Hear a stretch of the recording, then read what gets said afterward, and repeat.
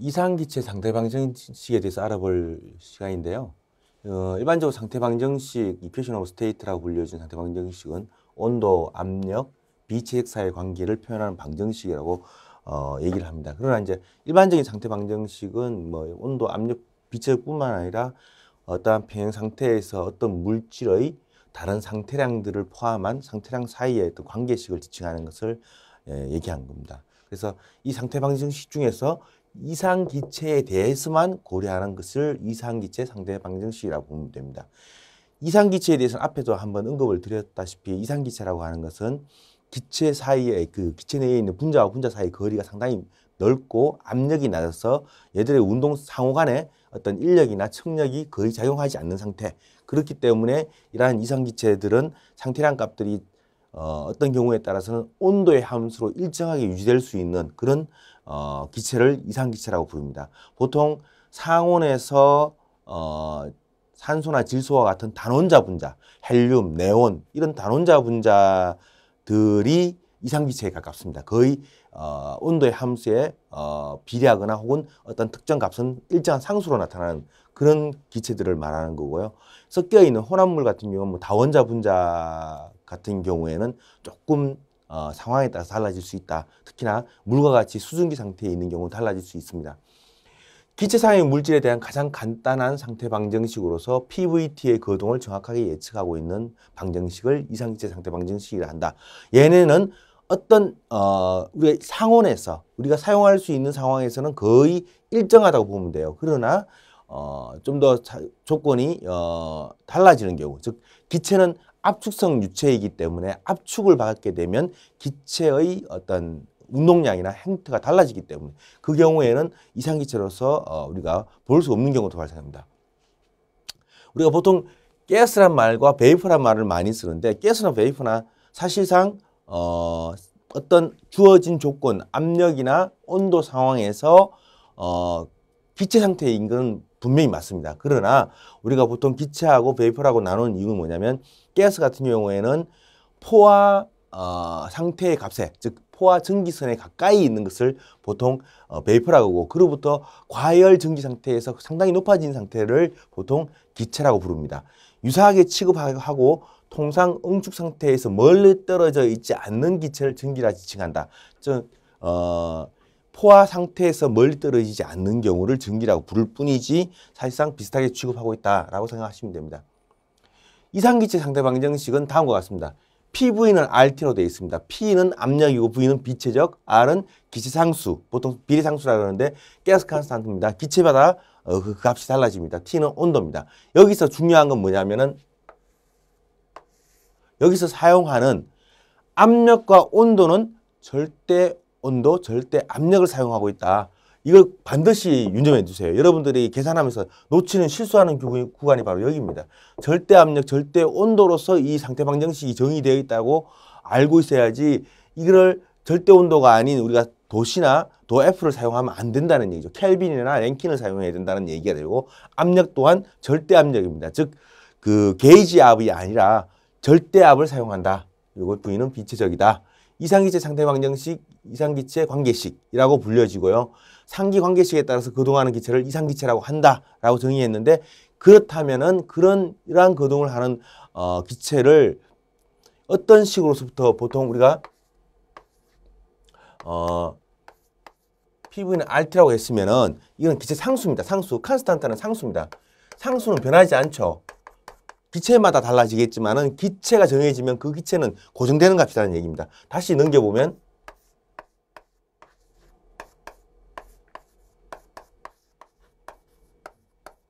자, T분의 PV는 상수라는 얘기가 되는 겁니다. 즉 상태 1에서 상태 2로 가더라도 T분의 PV 이상기체 같은 경우는 예를 들어서 T1분의 P1 V1은 T2분의 P2 V2가 된다.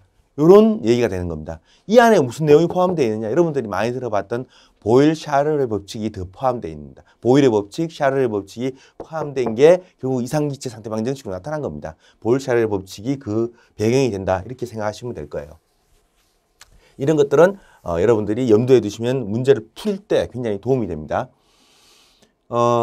기체 상수는 기체마다 다르며 보통은 어떻게 주냐면 기체의 몰 질량, 몰레큘러 매스라고 하는데 몰레큘러 매스분의 일반 기체 상수, 유니버셜 가스 컨스탄트라고 하는 일반 기체 상수는 주어져 있습니다. 그래서 그 물질의 몰 질량으로 나누어 버리면 그 기체의 고유한 값인 가스 컨스탄트가 나타난다. 이렇게 생각하시면 되겠습니다. 그래서 여러분들이 예를 들어서 어떤 기체의 기체 상수가 우리가 주어져 있지 않다면은 그 기체가 구성하고 있는 기체의 몰 질량을 찾을 수 있으니까 이 몰 질량으로부터 유니버설 가스 컨스탄트란 아주 정해진 상수값이죠. 그 값을 기체의 몰 질량으로 나누어 버리면 우리가 그 기체의 기체 상수를 알 수 있게 되기 때문에 문제 풀이에 도움이 될 수 있다.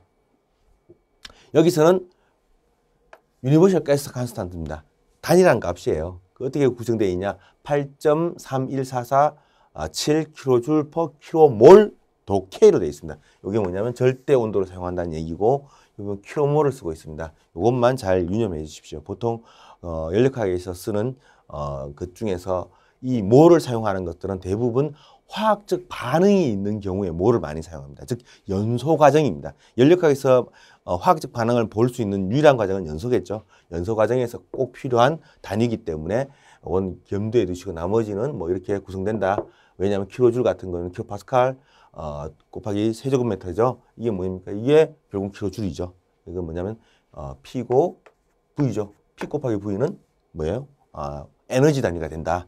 나중에 우리 앞에서 봤던 그 경계 이동일 같은 경우도 같은 개념입니다.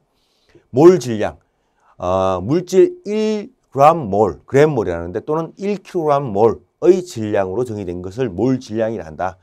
질소 분자량이 28이라는 것은 질소 1km몰의 질량이 28kg입니다. 즉 이게 무슨 말이냐면 그 어떤 기체의 분자량을 알면 알고 있는 분자량의 질량을 구할 수가 있다. 즉 분자량이 28이라는 얘기는 그 분자량으로 구성된 질소가 1km몰이 있다면 그거는 그 질량이 28kg이 된다. 거꾸로 얘기하면 몇 킬로그램의 분자량이 얼마이라면 그 물질의 몰 질량을 우리가 알 수 있다. 이렇게 되는 거겠죠. 그렇기 때문에 여러분들이 이것으로부터 우리가 역으로 추정해낼 수 있습니다. 즉 분자량을 알고 있고 그리고 그 기체가 어떠한 공간에 몇 킬로그램이 들어가 있다고 안다면은 거꾸로 어떤 물질의 몰 질량을 알게 되고 몰 질량으로부터 유니버설 가스 컨스탄트를 나누게 되면 어떻게 되냐면 그 기체의 가스 컨스탄트를 구할 수 있다는 겁니다. 그래서 그런 형태의 문제도 나온다는 거 여러분들이 염두해 주시면 되겠습니다.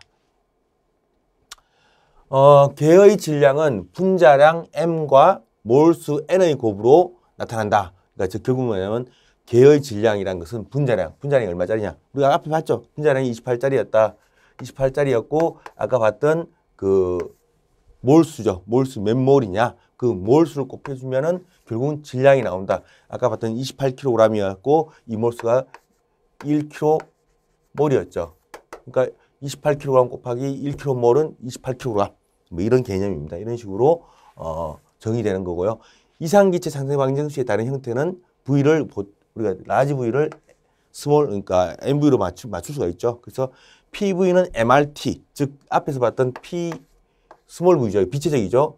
RT였는데 이 예값 대신에 최적 V를 구하려면 V는 질량 곱하기 비체적이니까 거꾸로 나타내면 V 대신에 M분의 라지 V가 되고 이것을 여기에 집어넣으면 결국은 PV가 되고 M은 이쪽으로 우변으로 이항되죠. MRT가 되는 거죠. 이런 식으로 식을 쓸 수가 있다. 이렇게 생각하시면 되겠습니다. 반면에 또 마찬가지로 MR 같은 경우는 어떻게 되니까 라지 M 즉 분자량과 몰수 N 곱하기 R이 되고 M 곱하기 R은 유니버설 가스 컨스탄트가 되니 결국은 PV는 NRT가 되죠. 이 유니버설 가스 컨스탄트하고 N 뭡니까? 몰수입니다. 몰수를 알게 되면 이런 식으로 바꿀 수가 있다. 혹은 이제 다음 같은 식으로 이렇게 전개할 수 있다. 이렇게 여러분들이 이해하시면 되겠습니다. 그리고 여기에 나와 있는 앞 위에 바가 붙은 스몰 v 같은 경우는 몰 비체적이라 해서 몰라 스페시픽 볼륨이라고 해서 단위 몰당 최저 이런 식으로 정의를 하면 쓸 수 있다는 거죠. 두 개의 다른 상태에 있는 일정한 질량의 두 기체 상태 방정식은 앞에서 봤죠. 이렇게 설명했죠. 이렇게 된다는 거죠. T분의 PV는 컨스탄트하니까 T1분의 P1, V1은 T2분의 P2, V2 이렇게 서로 가스 컨스탄트를 놓고 비교하면 된다는 것입니다. 그래서 이걸 여러분들이 풀이할 때 사용하는 식이고요. 이 안에 보일-샤를의 법칙이 들어가 있다라는 것을 아시면 되겠습니다. 이상기체는 PV는 RT에 따라 거동하는 가상의 물질이다. 가상의 물질이라고 쓴 이유가 뭐냐면 실제 기체가 완벽하게 이상기체는 아니라는 얘기죠. 하지만 거의 근접해서 이상기체처럼 거동하는 경우가 있다. 그 경우를 여러분들이 염두에 두라는 얘기예요. 즉 낮은 밀도 범위에서 실제 기체가 이상기체와 같은 거동을 한다. 낮은 밀도에서, 즉 낮은 밀도라는 얘기는 무슨 말이냐면 분자와 분자 사이의 거리가 멀어서 서로의 인력과 청력이 작용하지 않는 상태, 이 경우를 말하는 겁니다. 그러니까 밀도가 낮다 혹은 압력이 낮다 이렇게 될 수 있죠. 저압, 고온, 압력이 낮고 온도가 높을 경우에는 실제 기체의 밀도가 감소하기 때문에 이상기체와 비슷한 거동을 한다. 공기, 질소, 산소, 헬륨, 아르곤, 네온, 크립톤 등과 이산화탄소도 이상기체로 취급 가능하다. 근데 여기서 자세히 보시면은 공기를 제외하고는 단원자 분자예요. 질소, 그죠? 산소, 헬륨, 아르곤, 그죠? 네온 이렇게 돼 있죠. 이런 것들은 단원자 분자들이에요. 단원자 분자. 근데 이산화탄소는 이원자 분자죠. 공기는 질소하고 산소의 혼합물이잖아요. 그럼에도 불구하고 상온, 상압, 하에서는 사실 이상기체로 봐도 별 무리가 없다. 그리고 우리가 쓰는 범위 내에서는 거의 이상기체적 거동을 한다라고 보시면 돼요. 그러나 압력이 높아지면 달라진다는 겁니다. 온도가 낮아지면 달라진다는 겁니다. 그렇기 때문에 그것만 염두에 두시고요. 전기 원동소 내의 수증기나 냉동기 내의 냉매 증기는 밀도가 높아 이상기체로 취급하기 힘들다. 자, 이건 왜 그러냐면 전기 원동소 내에는 수증기는 온도는 높아요. 근데 압력까지 높아요. 그럼 뭐예요? 이상기체가 되기 힘들다는 거죠. 온도가 높아서 다행히 이상기체에 가까워질 것 같은데 압력이 높아버리니까 이상기체가 될 수 없는 거고, 냉매도 마찬가지입니다. 냉매는 냉매 자체는 온도가 낮고 압력이 높아요. 냉동기 내에. 그렇기 때문에 온도 낮고 압력 높으면 그건 당연히 이상기체가 되기 힘들다는 겁니다. 그래서 전기 원동소, 즉 우리가 전기기관이나 혹은 이런 그 냉동기 같은 기관을 우리가 해석할 때 안에 있는 기체 상태에 있더라도 그것은 이상기체로 보지 않습니다. 그래서 그 경우에는 우리가 표를 이용해 가지고 이것들을 해석한다 이렇게 생각하시면 됩니다.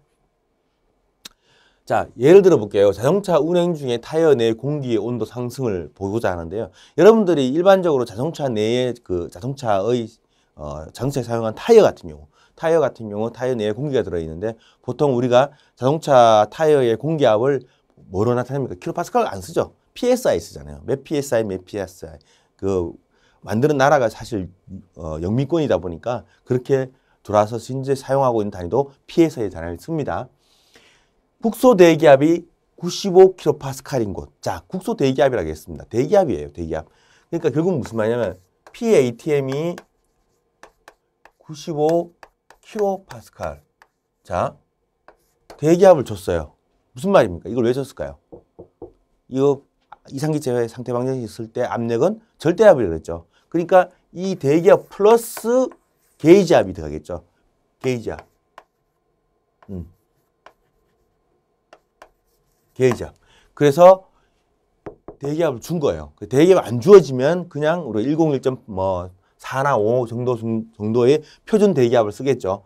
자동차 운행 전후에 타이어의 계기압이 나왔죠. 전후에 전은 210, 후는 220 kPa. 이게 게이지압이라는 겁니다. 이 게이지압. 게이지압이 주어졌어요. 타이어의 최적이 일정하게 유지된다고 가정했습니다. 사실 타이어의 최적이 일정하게 유지됩니까? 아니죠. 타이어는 팽창할 겁니까? 고우니까. 하지만 이 정도 압력 변화에서는 최적이 변하지 않는다. P가 컨스탄트하다. V가 컨스탄트하다. 그러면 우리가 식을 보면 이렇게 보겠죠. T1분의 P1 V1은 T2분의 P2 V2인데 V는 콘스탄트하다. 그러면 얘 둘이는 똑같은 값이 됩니다. 그러면 날아가고요. 남는 게 뭐냐? T1분의 P1은 T2분의 P2가 되겠죠. 앞에서 봤던 V는 콘스탄트하니까. 그죠? 운행 전에 공기 온도는 25도다. 자, 아까 온도 내가 뭐라 그랬어요? 항상 온도는 절대 온도라 그랬어요. 절대 온도. 그죠? 그래서 가정을 붓기를 타이어 최적은 일정하고 공기는 이상기체며 그리고 국소 대기압은 95kPa이며 운행 전후의 타이어 온도 상승에 따른 압력 증가를 확인해라고 그랬어요. 온도는 25도. 그러면 그 T1은 25도가 아니고 273 플러스 뒤에 소수점 날리겠습니다. 계산 편리를 위해서 도시를 하면 298 맞죠? 298 켈빈이 됩니다. 절대 온도. 절대 온도를 사용해야 됩니다. 절대 온도. 압력도 절대 압력. 그래서 게이지압하고 다 계산하는 거죠. 자, 그러면 어떻게 해요? 압력 첫 번째 P1은 대기압 95에다가 게이지 1의 압력 210, 305kPa. P2는 대기압 95에다가 게이지압 220이니까 315kPa. 앞에서 봤듯이 V1, V2는 같다는 얘기니까 이거 날아가는 거잖아요. 그죠? 이거 날아가니까 결국은 식은 이렇게 T1분의 P1, T2분의 P2. 단지 요 안에 들어가는 것이 절대 온도 압력이니까 T2 같은 경우는 P1분의 P2에서 305, 315kPa B에다가 온도는 절대 온도죠. 그렇게 계산하니까 307.8 켈빈 템퍼레처가 나오는데 이거를 결국은 디그리시로 바꾸니까 34.8도씨가 나옵니다. 자, 여러분들 여기서 단순하게 생각하면 25도씨 출발해서 34.8도씨라 그랬죠. 여러분들이 그 자동차 운행 중에 보통 한 2시간 운전하고 쉬라고 하는데요. 그게 운전자가 피곤해서 쉬라는 얘기가 아니에요. 여름철에 운행을 하게 되면 타이어 내의 기체의 온도가 올라가서 타이어에 가해지는 압력이 높아져요. 그걸 방지하고자 하는 얘기예요. 사실은 이런 계산법을 이용하면 여러분들이 그 타이어에 상승된 압력을 어떤 식으로 예방할 것인지를 알 수 있을 거예요. 그렇다면은 이런 말이 나오죠. 수증기는 이상기체인가? 사실 엄격히 말하면 수증기는 이상기체로 볼 수가 없어요. 그러나 상황에 따라 다르다. 수증기가 어느 정도 수증기에 있냐, 얼마만큼 과열 증기이냐. 그래서 수증기를 이상기체와 비교하면 일부는 적용되나 일부는 적용 불가능하다. 즉 일부는 맞고 일부는 맞지 않다. 이 선을 보시면 안 돼요. 이게 이상기체에 적합한 수증기 영역이에요. 즉 과열 증기표에 있어가 증기도 선도죠. 과열 증기 선도인데 이제 이 포화 증기 선도인데 포화 증기 선도의 우측 부분에 있어서도 일정한 거리를 이동한 거리 떨어져 있는 데만 이상기체를 보고 그 안쪽은 이상기체로 볼 수가 없어요. 대부분 이 영역은 우리가 증기표 있죠. 증기표를 이용해서 해석을 할 거고요. 요 영역에서만 유일하게 이상기체로 적용해도 별 무리가 없다. 오차가 크지 않다. 이 오차값을 나타내요. 오차값이 크지 않다라고 얘기합니다. 10kPa 이하, 즉 압력이 낮은 10kPa 여기입니다. 10kPa 이하 영역이죠. 요 압력 이하이죠. 이 영역에서는 0.1%의 오차 범위로 이상기체로 취급할 수 있다. 10kPa 이하 같은 경우는 0.1%죠. 이게 오차 범위가. 이 이하에서는 즉 그 포화증기선 우측에 있는 영역은 모두 이상기체로 봐도 무방하다. 그러나 임계점과 포화증기선 부근 영역 이 영역입니다. 임계점 여기죠. 크리티컬 포인트가 임계점이에요. 그리고 포화증기선 영역 여기죠. 포화증기선 영역 요 영역이죠. 영역에서는 오차가 100% 넘는다. 보면은 여기는 요 값을 자세히 보세요. 152.7%가 나오죠. 이거는 지금 오차가 엄청 이만큼 크다는 얘기입니다. 오차가 이만큼 커진다. 그래서 적용 불가능하다. 공기조화라는 것은 압력이 낮아 적용 가능하다. 공기조화 영역에서는 그렇다. 왜? 압력이 낮기 때문에 공기 중에 수분을 증가시켜서 어떤 것을 하게 된다면 그때는 적용이 가능합니다. 그러나 이 영역에 해당하는 부분에서는 결국은 요 영역이죠. 요 포화증기선과 요 영역 부분은 이상기체로 볼 수 없다. 그래서 전기표를 이용해서 얘를 해석하라. 요 부분에서는 이상기체로 해라. 전기원동소는 여러분들이 앞으로 계속 볼 건데 전기기관에 대해서는 절대로 이상기체로 봐서는 안 됩니다. 그래서 그거는 여러분들이 염두에 두시라고. 나중에 해석할 때 그 부분은 이상기체를 적용해서는 안 된다. 그렇게 되겠죠.